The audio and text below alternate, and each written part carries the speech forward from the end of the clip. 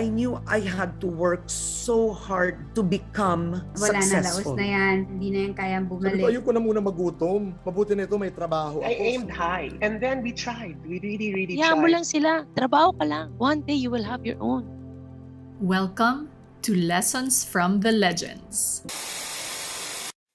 Hello, supers! Welcome back to Paano Ba To? And before we get started with this video, I just want to say thank you so much to all of you who sent me letters, who sent me DMs, who commented about the Legends Only series. Like I said, it has been an honor of a lifetime to do a series like this. And so I wanted to stretch the learnings a bit. Kasi if you look at all the different answers of all the different legends, kahit iba-iba sila ng background, merong mga common factors. And so for last week's episode, in case you missed it, we compiled all the best advice from the legends. So for this episode, let us learn from the legends. How do they deal with life's lowest points? And how do they deal with failure?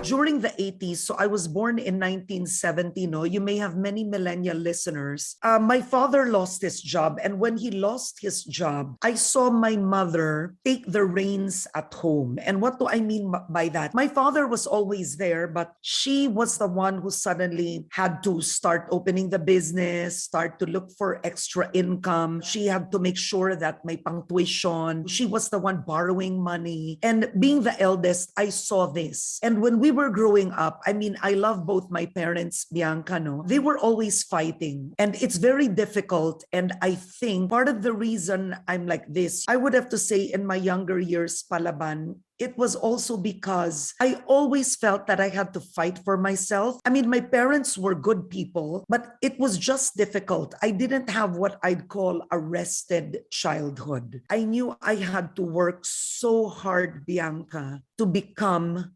successful.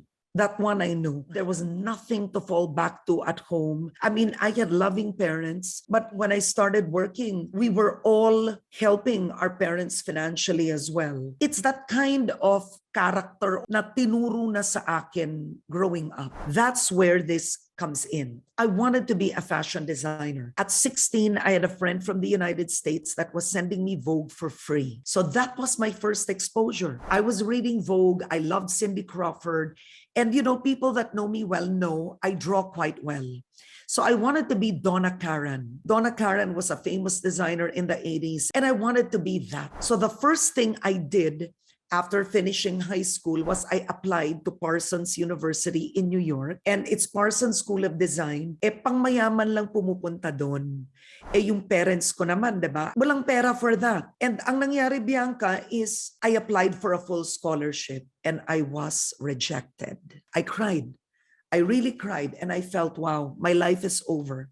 So to the millennials or the Gen Zs listening, you may feel that. You have an idea of something you want to be, and then suddenly it doesn't work out. You think, it's over. It's over. So sometimes God tells us, look, you don't belong there, right? I have a better plan for you. For all those of your listeners, I know you have a lot of listeners who are young. Failure is not an option. It is only in your mind. You need to be open to the opportunities. Manifesting is a good thing until it stops you from opening your mind to what God may be showing you. Me being in broadcasting was just not by chance because I took up mass comm, but not the first thing I wanted.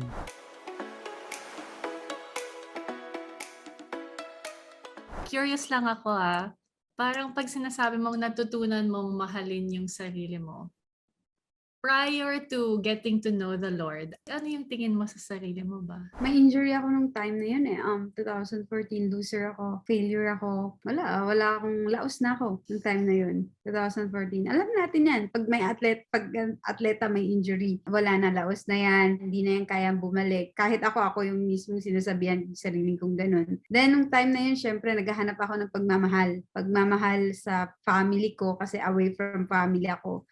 Since 2007, parati akong malayo sa amin kasi nagte-training ako sa China.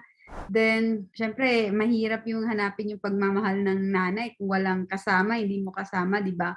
Pero buti na lang nung time na yung ginait ako ni Dad. Nakapunta ako sa The Feast Light of Jesus family and ayun, naging connected ako kay God and na-feel ko yung love niya. Na-realize ko na wala akong masyadong talent nung nag-start ako. Hindi ganun kagaling. Pero ayun nga, masyado akong focus sa ginagawa ko, hardworking. Habang yung mga kasama ko na malakas, sobrang talented, at dahil hindi sila consistent sa ginagawa nila, hindi sila disiplinado at hindi sila masyadong nag-work hard on their dream. Na-stuck sila sa lakas nila, na-stuck sila dito. Habang ako naging okay kasi nga naging open ako sa iba't ibang ideas ng ibang tao. At talagang kung papasok ka sa gym, makita mo ako yung huling lalabas.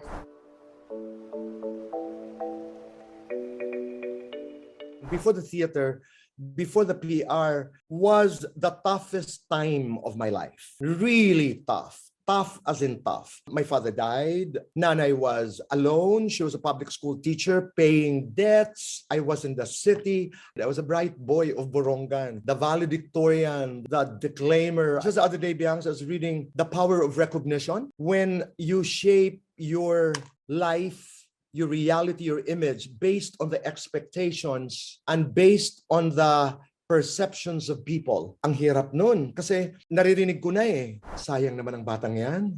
Ang sayang naman, napaka-bright pa naman ang batang yan, walang nangyari. You know, you're counted out even before you start on your journey. That's the bullying I got.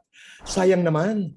There were talks, Nanay would say, in my town before na, baka naman nag-drugs, baka naman na punta kung saan. So, what happened before the theater, doon ako, Bianca, yung the stories, the famous stories. Nagbenta ako ng encyclopedia, nag-tourist guide ako, I opened doors of restaurants, I was an assistant cook, I went to Pampanga, Bulacan, just selling fire extinguishers. Ito yung buhay. I slept in the benches of Luneta with friends because wala na akong mauwian. There was no more excuse living with relatives because I was not going to school. Pwede kang makitira because you had an excuse. Now that you were not going to school, wala. I roamed the streets of the city until, yun nga, I met some guys who were doing yung mga teatro sa kalsada, the theaters of the street. May mga nakilala ko, one led me to another friend, until there were auditions. The Metropolitan Theater was about to reopen. I auditioned as an actor.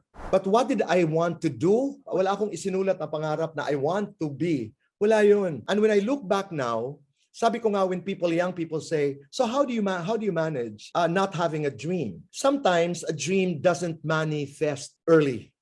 And sometimes you do not verbalize. You do not even write a dream. Sometimes it is there. Ang ginagawa ko lang nun, after a difficult, hard, life in the city, sabi ko, ayoko na muna magutom. Mabuti na ito, may trabaho ako. So every day was important. Every day was important. And every day led me to the next day.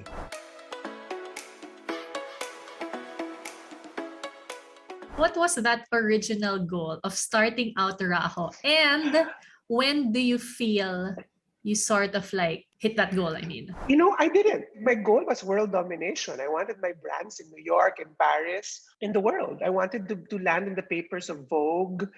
I had big dreams, Bianca. I really wanted to be that. I wanted to be Calvin Klein. I aimed high, and then we tried. We really, really tried. And the epiphany really was my brothers and sisters in New York Fashion Week in the middle of winter. We were all wet in the snow, shivering, bringing our samples from one showroom to the next, trying to sort of like be cool and bring our clothes there. And everyone was sort of like saying no because this was the recession. And my sister and I looked at each other and said, anong ginagawa natin dito? Why are we really doing this? Of course, it was a big blow, but we restructured our goals and we said, you know what, let's go home. Let's figure it out how we can do that. And then that's when we began the House of Laurel, the ready-to-wear brand. The restructuring was about not reaching the goal and making our goals a little bit more realistic. But in many ways, it made us happier because it became easier for us to sort of like realize that. Remember the time we were dressing up? So many actresses abroad, Tyra Banks, that was the time eh. And we even landed on the cover of World WWD. So, but each time kasi that we were doing that, we were always hitting a wall. Like we wouldn't get orders, or if the orders would come, the payments were delayed. So it was almost like a cat and mouse detail. So the truth of the matter was that by not reaching the goals, I felt that I became more satisfied.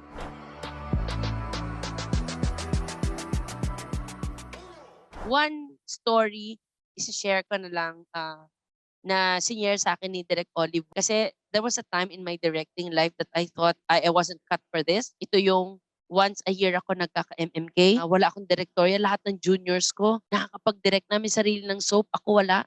Nag-AD uli ako. I started to lose hope and dasal ako. Sabi ko, Lord, hindi yata ako para dito. So, nag-decide ako at yung late husband ko na mag-migrate na lang sa New Zealand. Sabi ni Inang sa akin, anak, halika, sabi niya. Never compare your success with others. Sabi niya, trabaho ka lang ng trabaho. Subsob mo sarili mo sa trabaho mo, gawa ka lang ng gawa. Isang araw, pagtingin mo sa harap mo, wala sila doon.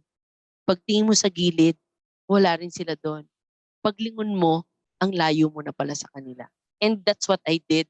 And true enough, paglingon ko, kailan ko lang to na-realize a few years ago. Oo nga no, yung mga kinaiinggitan ko before, meron silang time to shine nila. Okay lang, hayaan mo lang sila. Trabaho ka lang. One day you will have your own. One day paglingon mo, ang layo na pala ng narating mo.